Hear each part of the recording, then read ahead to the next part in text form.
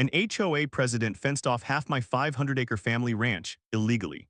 She carved through land my grandfather fought for, smiling in her pink blazer while contractors drove posts into Texas soil 4 generations deep. When I confronted her, she looked me dead in the eye. "You're just a nobody with worthless dirt. I have power in this county." But she made one catastrophic mistake: that fence she built. It proved my property contains the only paved access road to her entire 347-home luxury subdivision. No alternate route, no way around. So I pulled the deeds, hired a lawyer, and discovered I could legally charge every single resident a daily toll to cross my land. $25 per vehicle. That's over $17,000 per day. When I sent the certified letters, she lost her mind, screaming in my driveway, mascara running, threatening to destroy me. But I was just getting started. Stick around because this legal revenge gets absolutely devastating, and the ending will restore your faith that good people can still win. Real quick, comment below and tell me where in the world you're watching from right now. I want to know who's here for this journey. I inherited 500 acres of Texas land on a Tuesday in March. The deed arrived in a manila envelope, thick, official, stamped with the county seal. My grandfather's signature at the bottom, shaky but deliberate. Beneath it, my name. The ranch had been in our family since 1947. 4 generations of Harrisons had worked this soil, raised cattle on these pastures, watched sunsets from that ridge where the oak tree still stands. I'm 38 years old, 12 years Army, honorably discharged. I came home with scars you can't see and wounds that don't heal with pills. The VA gave me a diagnosis, PTSD severe, and a monthly check that barely covered rent in a 1-bedroom apartment that smelled like mildew and someone else's cigarette smoke. But this land was different. This land was freedom. I moved in on a Friday, threw my duffel bag in the old farmhouse, cracked open a beer on the porch, and watched the sky turn gold over endless wheat fields. My horses, 2 rescues I'd bought with my last deployment bonus, grazed in the north pasture. The barn needed repairs. The fences sagged in places, but it was mine. For 3 weeks I lived in peace. Then I saw the stakes. Orange flags, survey markers, driven into my soil 200 yards inside my property line. I walked the perimeter at dawn, counting them, 12 stakes, all on my side of the fence. I was pulling the first one out of the ground when I heard the engine. A white Mercedes SUV, pristine and gleaming, rolled up my dirt driveway like it owned the place. The door opened. She stepped out, mid-50s. Blonde hair cut in a sharp bob, pink blazer, tailored, expensive. Designer sunglasses despite the early hour, heels that had no business on ranch land. She walked toward me like she was approaching a subordinate. "Mr. Harrison," her voice was smooth, practiced, the kind of tone that expected compliance. "That's me." She extended a hand. I didn't take it. "Patricia Whitmore, president of Meadowbrook Estates Homeowners Association." She smiled, but it didn't reach her eyes. "I'm here to discuss our upcoming perimeter improvement project." I glanced at the stakes. "You mean the ones you put on my land without asking?" Her smile tightened. "We're exercising easement rights established by county agreement. I have the documentation." She produced a folder from her SUV, thick, legal-sized. She handed it over like she was doing me a favor. I flipped through it. Pages of legalese, surveys, tax records. My grandfather's signature on a 1998 settlement. "Ma'am, I don't know what this is, but my deed is clear. This property is mine, all 500 acres. Check page 47. I did, there it was. Buried in subsection C, paragraph 9, limited access easement granted for county road maintenance and adjacent property improvement. "That's a maintenance easement," I said, "not a construction permit." She removed her sunglasses. Her eyes were cold. "Mr. Harrison, Meadowbrook Estates is a community of 347 homes. High-value properties, our residents expect certain standards. Your property borders ours, and frankly, we need security measures. So build them on your property. The fence will run along the easement line for everyone's benefit." "No," the word hung in the air, her expression hardened. "I don't think you understand. This is happening. You can cooperate or you can make it difficult. Either way, the outcome is the same." She walked back to her Mercedes, paused at the door. "Construction begins Monday. I suggest you read your grandfather's agreement more carefully." She drove away, dust cloud trailing behind her. I stood there, holding that folder, my hands shaking. Monday morning, I woke to the sound of diesel engines, trucks. Heavy equipment, a crew of 10 men setting up on my land. They were building a fence, and I had 72 hours before my ranch was cut in half. The first post went into the ground at 7:43 a.m. I heard the hydraulic driver from inside the house, a deep pneumatic thud that rattled the windows, then another, and another, methodical, mechanical, relentless. By the time I pulled on boots and got outside, they'd already installed 20 posts. 8-foot chain link, industrial-grade, concrete footings. This wasn't temporary, this was permanent. Hey, I jogged toward the crew. Stop, you can't do this. The foreman turned. 50s, weathered face, clipboard in hand, he looked tired. Like this wasn't his first rodeo. You Harrison? Yeah, this is MY property. He pulled a paper from his clipboard, got a permit, county approved, says here we're installing perimeter fencing along approved easement corridor. There's no easement for this. He shrugged. Take it up with the county, I'm just doing my job. I snatched the permit from his hand, official stamps, signatures, County Commissioner Dale Rothman's name at the bottom. Who signed off on this? Commissioner Rothman. Lives in Meadowbrook Estates. Nice guy. Of course he did. I called the county office. Automated system. Press 1 for this, press 2 for that. I pressed 7 different numbers before getting a human. Planning and zoning, this is Carol. I need to speak to someone about a construction permit. They're building a fence on my property right now without my permission. Do you have a permit number? I read it off, keyboard clicking, long pause. That permit was issued Thursday, approved by Commissioner Rothman under expedited review. Expedited? I wasn't even notified. Sir, according to our records, notification was sent to the property owner of record. I am the property owner. Let me check. Oh, the notification was sent to the previous owner, Mr. Harold Harrison. He's dead, that's why I own it now. More clicking. I'm sorry, sir, that's an administrative error. But the permit is still valid. How is that legal? You can file an appeal, takes about 60 days. 60 days, the fence would be finished in 60 hours. I hung up, stared at the crew, they weren't stopping. They weren't even slowing down. By noon, they'd installed 300 feet of fencing. By 3 p.m., they'd cut through my north pasture. My horses were on the wrong side, panicking, running the fence line, looking for a way through. I spent 2 hours calming them down, moving them through a gap before it closed. By sunset, the fence stretched half a mile. It bisected my property like a surgical incision. Clean, brutal, irreversible. The creek was on the other side now. The old cabin my great-grandfather built in 1952. 200 acres of grazing land I'd planned to lease. Gone, cut off, inaccessible. I sat on my porch that night watching the crew's floodlights illuminate the construction site. My phone rang. Patricia, Mr. Harrison, I trust you've seen our progress. You're destroying my property. We're securing our community. There's a difference. I'm calling a lawyer, she laughed. By all means.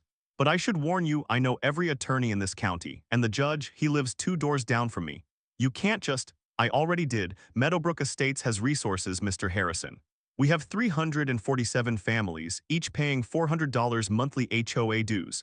That's $1.6 million annually. How much do you have? Silence. That's what I thought, except reality. Your grandfather's land borders a premium community now. Things change, adapt, or suffer. She hung up. I sat there, phone in hand, rage building in my chest like pressure in a boiler. Then I remembered something, my buddy from the Army. Mike Sullivan, Bronze Star recipient, became a lawyer after discharge, specialized in property law. I called him, he answered on the second ring. Brother, it's been 2 years, you okay? No. I need help, talk to me. I told him everything, the fence, the HOA, Patricia, the county permit, long silence. Then send me everything you've got, deeds, surveys, photos, that permit, all of it. Mike, I can't afford, shut up.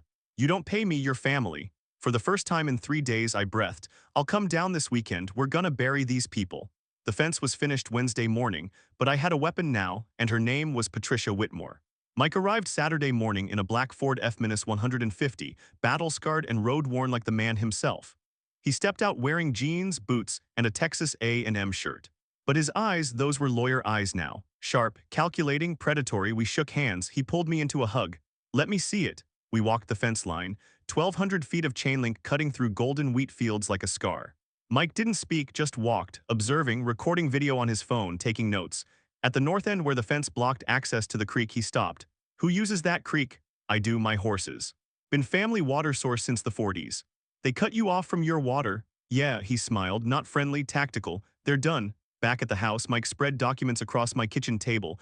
Deed, surveys, tax records.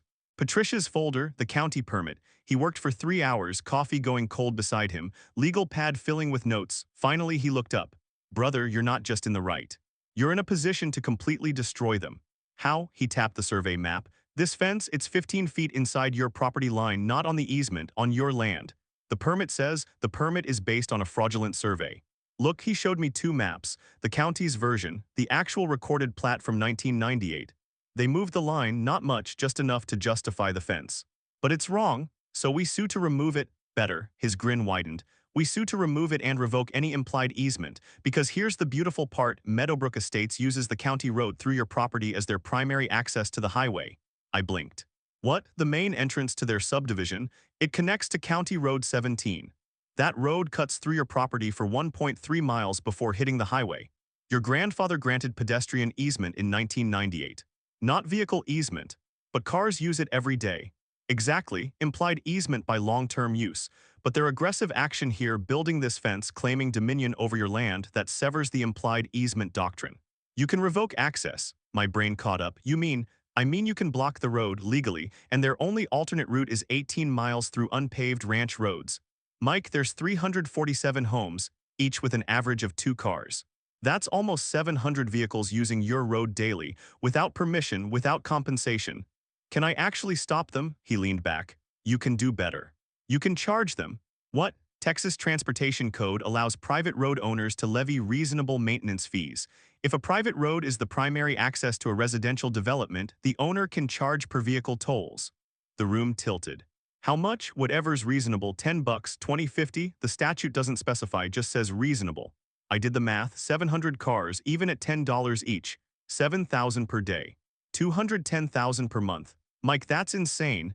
That's leverage. We don't actually charge them. We threaten to make them negotiate. Patricia will lose her mind. Good, let her. We file Monday. Injunction to remove the fence. Revocation of easement. Demand for compensatory damages. We hit them with everything. What if the judge is biased? She said he lives in Meadowbrook. Then we'll request recusal. And if that fails, we appeal. This is airtight, brother. Property law is black and white. They screwed up. That night I barely slept. Mike worked until 2 a.m. drafting the complaint. 18 pages, exhibits attached, photos, surveys. Legal precedents. Monday morning we filed at the county courthouse. The clerk stamped it. This'll be served within 48 hours. We walked out into bright Texas sun. Mike clapped my shoulder.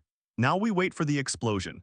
It came faster than expected. My phone rang at 6:47 a.m. Tuesday. Patricia, her voice was shaking. Rage, pure rage. You dare sue my HOA? Yes, ma'am.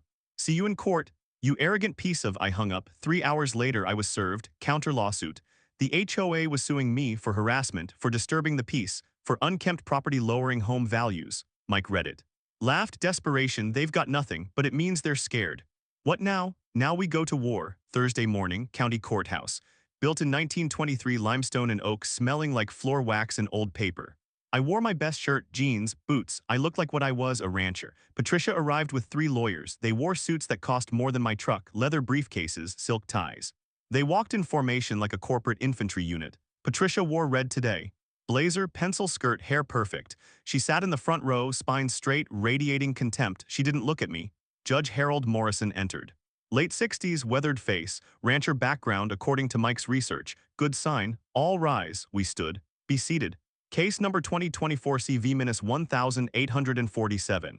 Harrison versus Meadowbrook Estates HOA. Counselors were here on plaintiff's motion for preliminary injunction.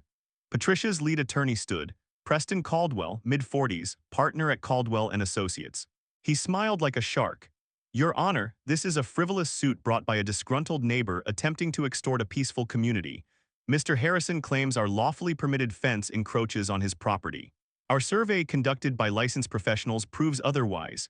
He presented documents, maps, photos. Furthermore, Your Honor, Mr. Harrison's property is a nuisance, unkempt, unsecured, his livestock wander. His structures violate county code. Our fence is a necessary safety measure.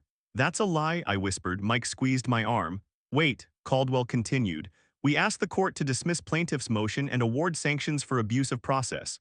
Judge Morrison looked unimpressed. Mr. Sullivan, your response? Mike stood. No theatrics, just facts. Your Honor, plaintiff survey conducted by a state-licensed surveyor with 30 years' experience clearly shows the fence is 15 feet inside Mr. Harrison's property line. The defendant's survey is inaccurate, likely intentionally so. He presented our documents. Furthermore, the county permit was issued without proper notification to Mr. Harrison. His grandfather, the previous owner, died 6 months ago. Notice was sent to a deceased man. That's a fatal procedural defect. Judge Morrison leaned forward. Counselor Caldwell, is this true? Caldwell shuffled papers.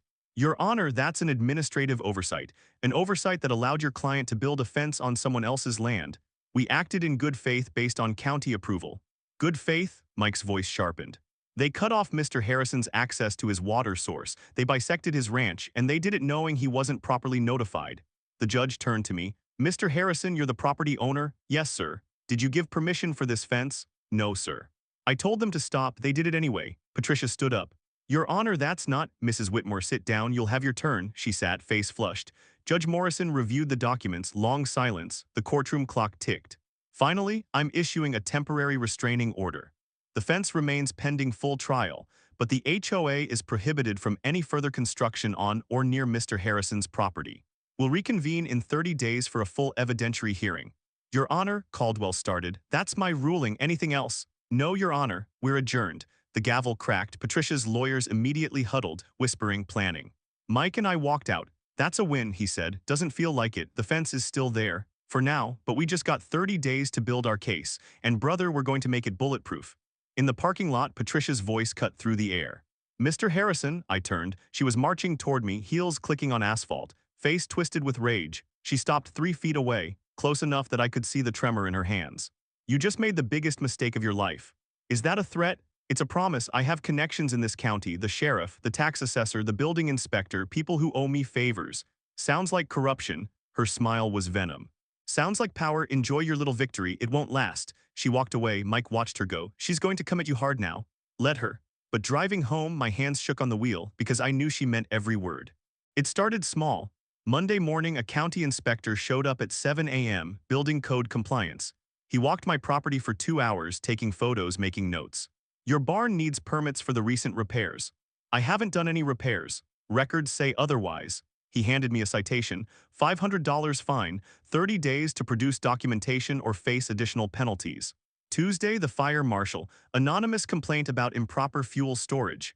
I showed him my diesel tank, properly installed, up to code. He wrote me up anyway. Needs secondary containment. Another $350 fine. Wednesday, health department, complaint about livestock waste management. I had 4 horses on 500 acres. There was no waste issue. Citation. $275. Thursday, sheriff's deputy at 11 p.m. Noise complaint. I'd been asleep for 2 hours. Sir, we received a call about loud music and parties.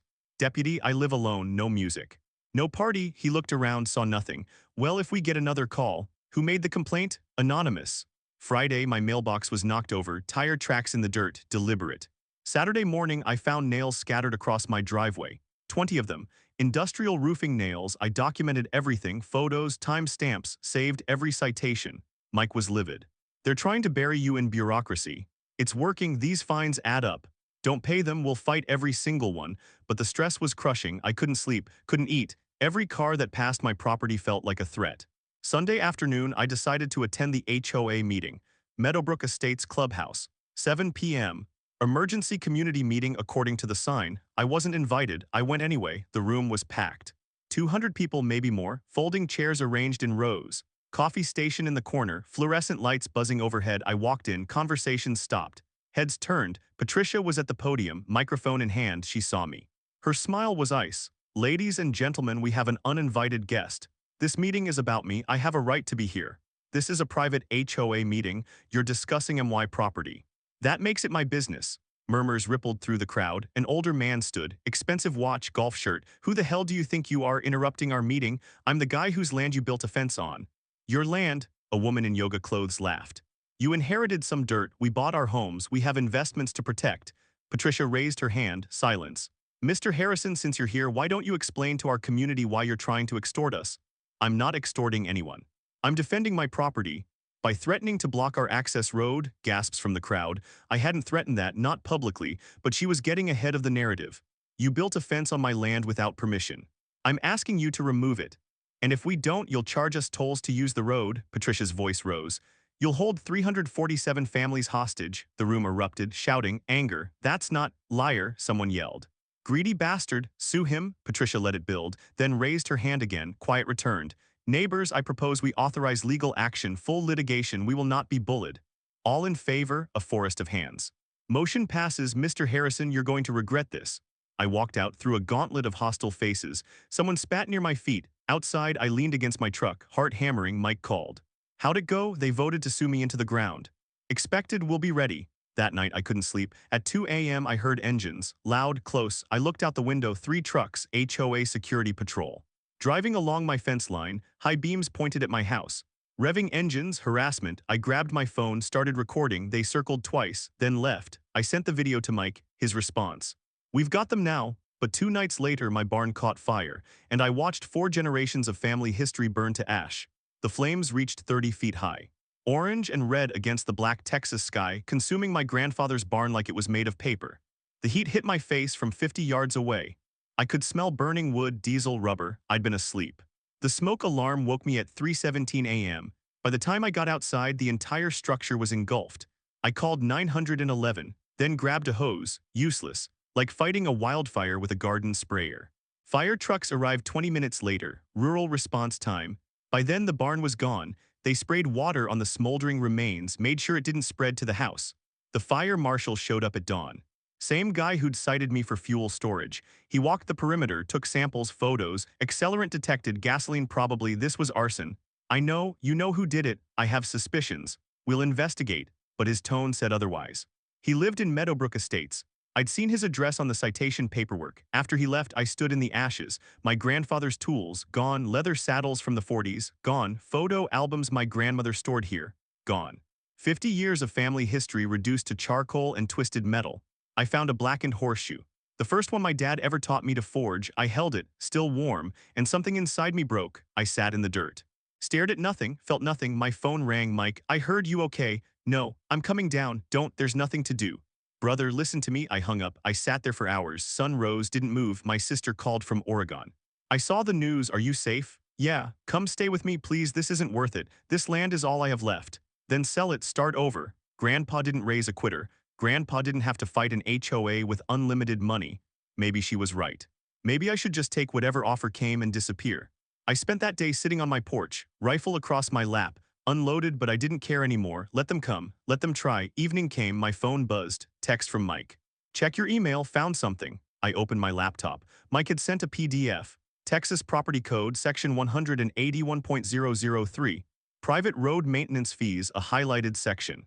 If a private road provides primary access to a residential development, the landowner may assess reasonable fees for road maintenance and usage.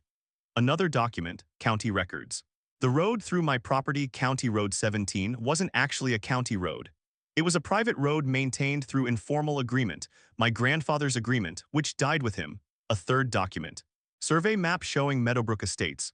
One entrance, one exit, both connected to the road through MY land. The alternate route, 18 miles, unpaved ranch roads, adding 40 minutes to any commute, Mike's note. They're completely dependent on your road and you can legally toll it. I read it 3 times, then I called him. How much can I charge? Statute says reasonable, doesn't define it, could be $10. Could be $100, per vehicle, per use, daily, weekly, monthly, your call. I did the math, 347 homes, average 2 cars each, 694 vehicles. At $25 per vehicle per day, that was $17,350 daily, over $500,000 per month. Mike, I can't actually charge that. You're not going to, you're going to threaten it. Make them negotiate. They remove the fence, pay for your barn, or their residents pay tolls, their choice. For the first time in days, I smiled. Draft the notice. Already done, sending now. The letter was surgical, formal, polite, and devastating. It informed every Meadowbrook Estates resident that effective 30 days from receipt, any vehicle using County Road 17 would be subject to a $25 daily access fee. We sent it certified mail. All 347 homes, plus the HOA board, plus Patricia personally. Then we waited. The response came in 12 hours. My phone exploded. Voicemails, texts, emails, all furious, but I didn't answer. I just sat on my porch, watching the sunset, and planning my next move. The letters hit mailboxes on a Wednesday. By Thursday morning, my phone had 63 voicemails. I listened to none of them. Friday afternoon, the HOA called an emergency meeting. I wasn't invited, didn't matter. Word spread fast in small counties. Saturday morning she came. I was repairing fence posts when I heard the engine, that white Mercedes. Speeding up my driveway, gravel spraying, she didn't park, just skidded to a stop 20 feet from where I stood. The door flew open, Patricia stepped out, and she was unraveling, hair messy, makeup smudged. Her blazer still pink, always pink, wrinkled like she'd slept in it. Her hands were shaking, she'd been crying. You, she pointed at me like a weapon, you think you can extort us? I set down my tools, stayed calm. You're violating your restraining order, Mrs. Whitmore.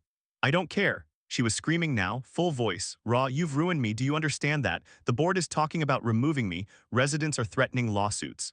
My husband is furious, all because of you. No ma'am, all because you built a fence on my land. It's a fence, a piece of metal, and you're going to destroy 300 families over it. I took a step closer. You destroyed my barn. You harassed me for weeks. You tried to bury me in fines and citations. You turned an entire community against me, and now you want sympathy?" Her face twisted, rage and desperation mixing into something ugly. "I'll pay you. Name your price. 100,000, 200. Just drop this insanity. Remove the fence, pay for my barn, public apology, then we talk." "Never." Spittle flew from her mouth, her voice cracked. "You're a nobody. A washed-up soldier with worthless dirt. I have power in this county. I know people. I can destroy you." I stepped closer. Close enough to see the broken capillaries in her eyes, the tremor in her jaw. "Your power just ran out.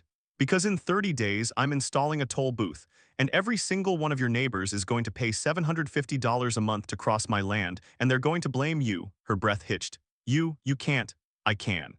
And I will." She lunged forward, not to hit me, just to collapse. She stopped herself, hands on knees, gasping. "Please, please, I'm begging you, I'll lose everything. You should have thought about that before you burned my barn." "I didn't." She looked up, eyes wild. "I didn't burn anything, I swear." "But you know who did." Silence. Then the sheriff's cruiser pulled up. Deputy Martinez stepped out. Mike had called him when Patricia violated the restraining order. "Mrs. Whitmore, I need you to leave this property." She straightened, tried to compose herself, failed. He's threatening us, our entire community."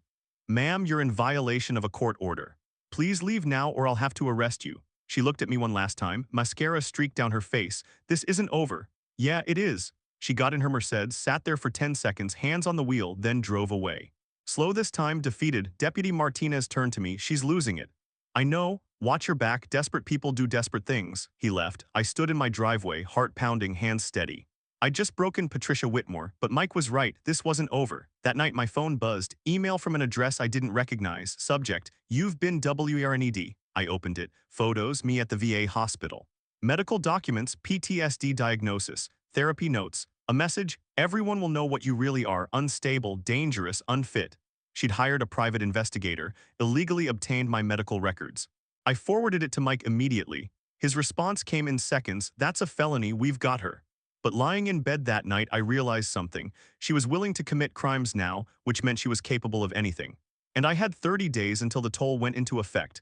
30 days for her to make one last move. I didn't sleep. I just watched the cameras, waiting for the next attack. It came sooner than I expected. Monday morning, my phone rang. Unknown number. "Mr. Harrison, this is Tom Chen, new interim president of Meadowbrook Estates HOA.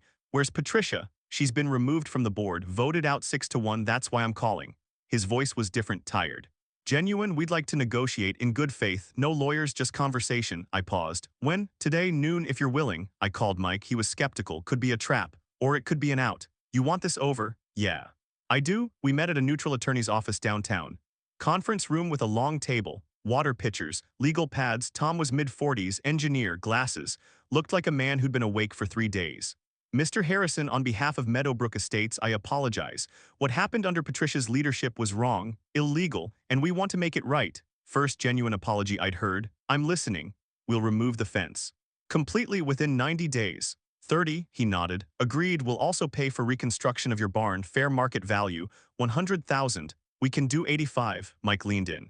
100 or no deal. Tom rubbed his eyes. "Okay, 100. And the easement? We're asking for a permanent access easement, recorded, legal, we'll pay 300,000, Mike countered. 500, we don't have that in reserves. Best we can do is 300 plus the barn payment, that's 400,000 total.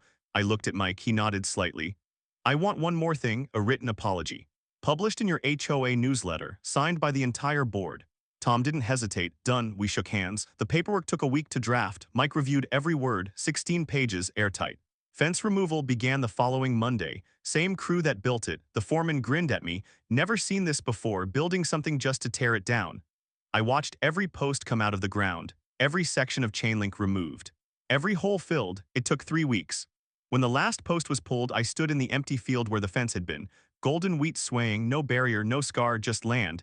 The check cleared 2 days later, $400,000. Cashier's check, deposited. Confirmed. The apology ran in the next HOA newsletter. "The Meadowbrook Estates Board of Directors extends our sincere apologies to Mr. Harrison for the actions taken by previous leadership. We regret the harm caused and are committed to being good neighbors moving forward." It was over. I rebuilt the barn better than before. Solar panels, modern ventilation, steel frame that wouldn't burn, local contractors donated labor. Word had spread. The rancher who stood up to the HOA, people wanted to help. I held a dedication ceremony, small, just neighbors, real neighbors, ranchers from surrounding properties, veterans from my support group. We poured one out for Grandpa. That night I sat on my porch. First time in 6 months I felt peace, then my phone buzzed, email from Patricia, subject, I'm sorry. I almost deleted it, didn't. The message was short, I was wrong. About everything, I hope you can find peace on that land, you earned it. Attached was a check, $10,000 note, for the horses, for the kids, I can't undo the past but maybe this helps. I stared at it for a long time. Then I deposited it, and used every penny for the writing program, because this was never about revenge. It was about protecting what was mine. And sometimes the people who hurt you the most are just broken people trying to survive. I didn't forgive her, but I understood her, and that was enough. Mike called that night. How you feeling? Free. Good, you earned it, brother. I hung up, looked out at 500 acres of Texas land, my legacy. And nobody would ever take it from me again. But the story wasn't over, because word was spreading, and people were calling. The article ran 3 months later, local paper. Rancher defeats HOA in landmark property rights case. It went viral, shared across Texas, then across the country, Facebook, Reddit, Twitter. My phone exploded. Mr. Harrison. I'm fighting my HOA over a fence too. Can you help? Sir, they're trying to force me off land my family's owned for 70 years. I don't know what to do. They have lawyers. I have nothing. 43 calls in 2 weeks. I couldn't answer them all, but Mike could. We started offering free consultations, 1 hour, basic legal advice, property rights education. We helped a widow in Austin keep her home when the HOA tried to foreclose over unpaid fines. We helped a veteran in San Antonio fight an illegal easement claim. We helped a rancher in West Texas stop a HOA from rerouting a county road through his property, 12 families in the first year. Word spread. Someone started a Facebook group, Texas Property Rights Alliance. It grew, 500 members, then 1,000, then 5,000 people sharing stories, legal resources, strategies. I became the face of something I never intended to lead. A state representative reached out. We want to introduce legislation, clearer easement laws, stronger property owner protections. Would you testify? I did. Austin. State Capitol Committee hearing. I sat at a table with a microphone facing legislators. My name is Jack Harrison. I'm a rancher, a veteran, and 6 months ago an HOA tried to steal half my land. Not because I did anything wrong, but because they had power and I didn't. This happens every day in Texas to people who can't afford lawyers, who don't know their rights. We need laws that protect property owners from overreach. The bill passed. Not unanimously, but it passed. Local news called it the Harrison Law. Mike laughed at that. You're famous now, brother. I just wanted to keep my land. You did more than that. You changed the system. The Texas Cattlemen's Association gave me an award, Defender of Ranching Heritage. I accepted it, gave a short speech, went home because recognition wasn't the point was the land. And the people on it. My writing program expanded, 35 kids now, some from Meadowbrook Estates. Their parents signed them up, no hard feelings, just kids who wanted to ride horses. I hired 2 instructors. Built a second barn for lessons.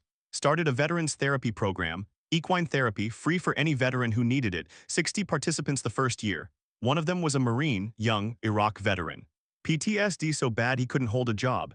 After 6 months with the horses, he was smiling again. This place saved my life, he told me. That's when I knew. This was what the land was for, not just me, everyone. Sarah, the veterinarian I'd been seeing, moved in. She brought her own rescue horses, 3 of them. We expanded the pastures, built a rehab facility for abused and neglected animals. The ranch became a sanctuary for horses. For veterans, for people who needed a place to heal. Tom, the HOA president, reached out again. The board wants to donate to your program, $25,000. I accepted. We held a ceremony. Press attended. Photos of me and Tom shaking hands. Check presentation. Headline, Former Foes Now Allies in Community Service. It was surreal. A year ago we were enemies, now we were partners. Patricia sent another email. Subject. Update, she was in Arizona teaching art classes, attending cancer survivor groups. Sober, stable. I'm doing better, thank you for not destroying me. I deserved it, but you showed grace. I wrote back. We all deserve second chances. She never responded, didn't need to. Some stories don't need neat endings, just closure, and I had that now. But one morning 2 years after the fence came down, something unexpected happened. A film crew showed up, documentary filmmakers. They'd read about the case. We want to tell your story. Why? Because it's about more than land, it's about resilience. About standing up when the system tries to crush you. I thought about it, then said yes, because maybe someone else needed to hear it. The documentary took 6 months to film. Interviews, drone footage of the ranch, reenactments. They interviewed Mike, Tom, veterans from my program. They even interviewed Patricia. Via Zoom from Arizona, she looked different, softer, hair natural blonde instead of highlighted, no makeup, just a woman in a simple shirt. Her interview was raw. I was terrified of losing control, of aging, of irrelevance. I had cancer, beat it, but it changed me, made me paranoid. I convinced myself I was protecting people. But really, I was just trying to control something, anything in a life that felt out of control, she cried. I hurt people, good people. Jack Harrison did nothing wrong except defend what was his. And I tried to destroy him for it. I'm ashamed. Every day I'm ashamed. The director asked, what would you say to him now? That I'm sorry and that I'm grateful, because he could have destroyed me and he didn't. He showed me grace I didn't deserve. When I watched the footage, I felt something unexpected. Pity, not satisfaction, not vindication, just sadness for a broken person who hurt others because she was hurting. The premiere was at a local theater. 300 people attended. Sarah sat beside me, held my hand. The film opened with aerial shots of the ranch. Golden fields, horses running, voiceover narration, then the story, the fence, the fight, the fire. The confrontation, Patricia's confession, the resolution, the final shot was me on horseback at sunrise. Voiceover, sometimes the fight isn't about winning, it's about refusing to surrender. Standing ovation, people crying. Afterward, strangers approached me, shook my hand, thanked me, your story gave me courage. I was ready to give up on my land, you inspired me to fight. One man, older, Vietnam vet, gripped my shoulder. You did what we're all supposed to do, stand your ground. The documentary streamed online, regional platform, 2 million views in 3 months, comments flooded in. This is what America used to be about. We need more people like Jack Harrison. Faith in justice restored. I was invited on podcasts, news shows. I declined most, but I did a few. One interview, the host asked, do you regret the fight, all that stress, all that time? No, because it revealed who I am and it gave me purpose. What's next for you? More of the same, help veterans, rescue horses, protect the land. That's enough. The ranch became known as Harrison's Haven. Veterans from 3 states came for week-long retreats. We served 60 clients weekly now. Grant funding rolled in, private donations, corporate sponsors. We hired a full-time therapist, expanded facilities. One veteran, a former Army Ranger, told me, I tried suicide twice, then I came here, the horses, they don't judge, they just exist. And somehow that's healing. That's when I understood. The fight with Patricia, the fence, the lawsuit, it was all preparation for this, for creating something bigger than myself. Sarah proposed to me, horseback, sunset. The ridge where Grandpa used to watch the stars. Marry me, Jack, I laughed. That's my line. I'm tired of waiting. Yes, 1,000 times yes. We married in the barn, small ceremony, 50 guests. Mike was best man, Tom attended. Sent a generous gift. The toast, to the man who taught us that integrity isn't about winning, it's about not backing down when you're right. Sarah and I talked about kids, about legacy. About teaching the next generation to respect land, respect people, and stand up to injustice. The future felt limitless, but I never forgot where it started, with a fence. And a woman who thought power meant control, she was wrong. Power is knowing when to stand and when to show grace. I learned both, and that made all the difference. 3 years after the fence came down, I stood on my porch at dawn, coffee in hand, boots on familiar wood. Watching the sun bleed orange across 500 acres of Texas land. The land my grandfather fought for, the land I defended, the land that would outlive me. But now it was more than land, it was a sanctuary. 10 rescue horses grazed in the north pasture. Free, safe, healing from abuse and neglect. 73 veterans enrolled in our equine therapy program. Some came weekly, some lived on-site for months. We'd built 2 more barns. A therapy center, sleeping quarters for long-term residents, funded by grants, donations, and the lawsuit settlement that started everything. Sarah walked out onto the porch, handed me a second coffee. You're thinking again, always, about what, how different things could have been if I'd given up, if I'd sold the land and left. But you didn't. No, I didn't, she leaned against me. You gave people hope. That matters. That afternoon, a group of kids arrived for riding lessons. 20 of them. Ages 7 to 14, some from Meadowbrook Estates, some from town, some from broken homes who needed somewhere safe. I watched them saddle horses, laugh, fall and get back up. One girl, 9 years old, foster kid, had been terrified of horses when she started. Now she was jumping. Her foster mom approached me. Thank you, she's been through hell. This place is the only thing that makes her smile. She earned it, I just provided the space. You provided more than that.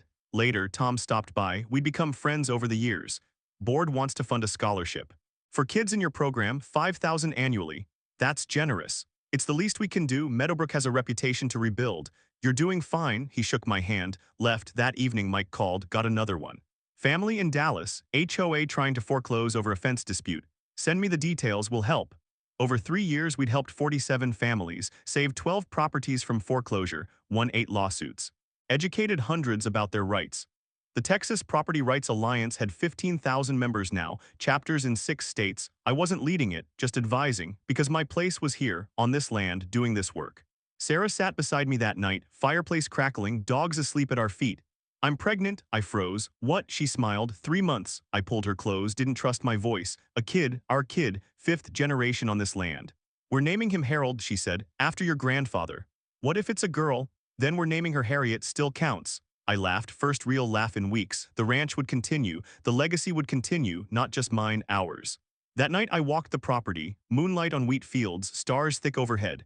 I stopped at the spot where the fence had stood, nothing there now, just dirt, just grass, but the memory remained, the fight, the fire, the fear. And the decision to stand when everything said run. I thought about Patricia, wondered if she was happy in Arizona, hoped she was. Because holding grudges is like drinking poison and expecting the other person to die. I'd let it go. Not forgotten, just released. The wind picked up, cold, clean. I turned back toward the house, lights in the windows, warmth waiting, and I realized something. I'd won, not because I defeated Patricia, but because I built something that mattered. Something that would outlive me. Something that would help people long after I was gone. That's legacy, not revenge, not victory, impact. And as I climbed the porch steps, I knew my grandfather was proud. Wherever he was proud. 5 years later, Harold James Harrison was 3 years old, running through the barn in tiny boots, laughing, chasing chickens.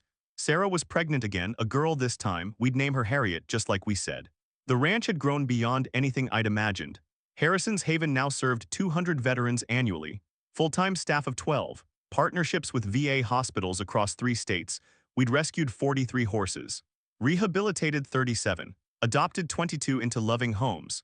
The riding program had 90 kids enrolled, waiting list of 30 more. We'd expanded onto adjacent property. Bought another 200 acres when old man Patterson retired. 700 acres total now.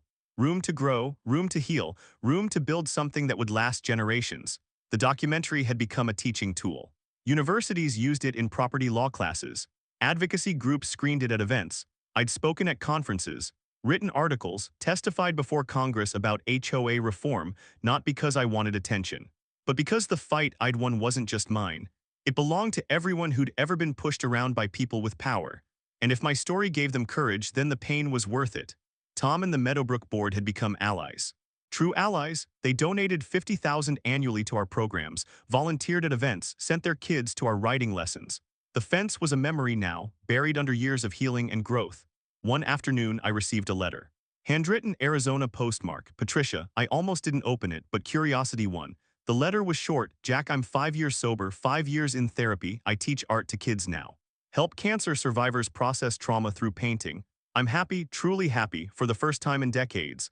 I wanted you to know that because you could have destroyed me and you didn't. You showed me that redemption is possible. Thank you for that. I hope your ranch thrives. I hope your family finds joy. You deserve it. Patricia, I folded the letter, put it in my desk drawer, no response needed, just closure. That evening I sat on the porch with Sarah, Harold asleep in her lap. What are you thinking about? She asked. How it all started, the fence, the fight, how scared I was. You didn't seem scared. I was terrified every day, but I couldn't let them see it. And now I'm grateful. For the fight, for what it taught me. That standing your ground isn't about being fearless. It's about being more afraid of losing yourself than losing the fight. She kissed my forehead. That's wisdom. That's survival. Harold stirred, opened his eyes. Daddy, horses, tomorrow, buddy, tonight we rest. He smiled, closed his eyes. I looked out at the land, golden in the fading light, 500 acres of legacy, of blood and sweat and stubbornness, and I realized something. This was never about defeating Patricia. It was about protecting something bigger than both of us. Land, family, freedom, the right to exist without permission from people who think power means control. My grandfather fought for this land in Korea. I fought for it in a courtroom, and my son would inherit it without ever knowing the battle it took to keep it. That's the gift, not the land itself, but the peace it provides, the freedom to build, to grow, to heal. And as the sun set on Harrison's Haven, I knew one thing with absolute certainty. Good people can still win, integrity still matters, and sometimes the hardest fights reveal who we really are. I stood, picked up Harold, held him close. This is yours someday, son, all of it, protect it, respect it, and never let anyone tell you it's not worth fighting for. He didn't understand yet, but he would, and that was enough. If this story moved you, if it made you feel something, do me a favor, drop a comment below and tell me what you thought. What part hit you the hardest? Have you ever had to stand up to corrupt power? Share your story. I read every single comment and your words matter. Let's build a community of people who refuse to back down when they're right. Comment now, I want to hear from you.